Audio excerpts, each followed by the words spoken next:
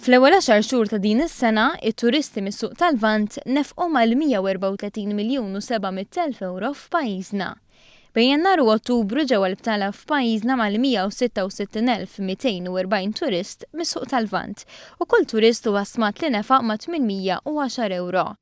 Riżultati li ħallew effett pożittiv fl-ekonomija tagħna u ma' frott kampanja ta' promozzjoni li għamlet l-Awtorità Maltija t-Turiżmu imexxija minn Karlo Mikallef, Chief Marketing Officer fl-Awtorità. L-aħħar snin innotajna li l-ekonomiji tal-Ewropa tal-Lvant jiebu ħafna u kien hemm potenzjal li nġibu xogħol ġdid u hemmhekk ħdimna biex ġibna konnettività, flights minn diversi bliet madwar l-Ewropa tal-Lvant u għamilna l-advertising tagħna, l-marketing tagħna kemm mal-airlines kif ukoll ma' tour operators. Kampanji aċċessibbli li waslu biex fost l-oħrajn mill-Polonja ġew aktar minn 62,800 turist, żieda ta' 50% fuq l-2015. Mill-Ungerija aktar minn 19,500 turist, żieda ta' 20%. Mir-Rumanija aktar minn 17,800 turist, żieda ta' 12%. Mill-Bulgarija 9,600 turist, żieda ta' 17%.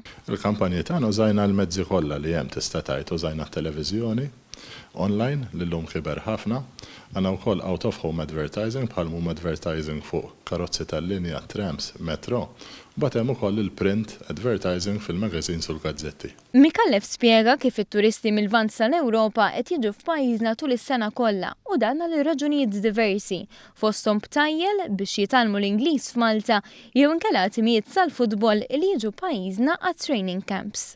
Illum kif jgħidulek tal-hotels ftit baqa' perjodi kwieti fil-settur turistiku tagħna għax irnexxielna nġibu x-xogħol is-sena kollha.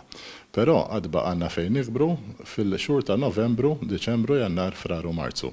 Hemmhekk qegħdin naħdmu biex noħolqu motivazzjoni biex dawn it-turisti jażlu Malta l-btala tagħhom